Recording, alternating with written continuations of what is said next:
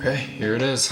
This article, written by me, meant to address some of the big misconceptions in the relationship between elk and wolves, starting with the idea that wolves could decimate the elk population. Honestly, this one never made a lot of sense to me, just because of the fact that elk and wolves existed together for a million years before humans even became relevant. If they didn't kill them all off then, they're not going to do it now. But for argument's sake, let's go a little deeper. Wolves eat elk. Therefore, more wolves must mean less elk.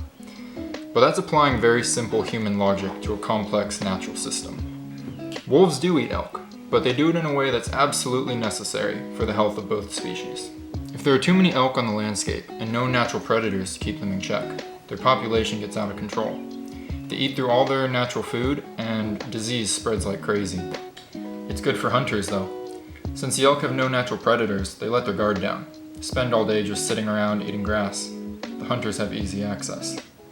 Wolves change that.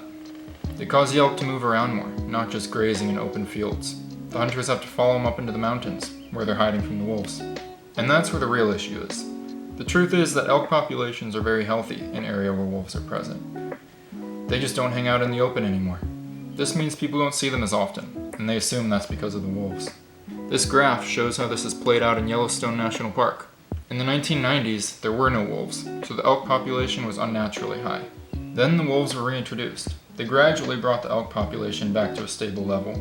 Then they both balanced each other out. They've been gradually increasing ever since.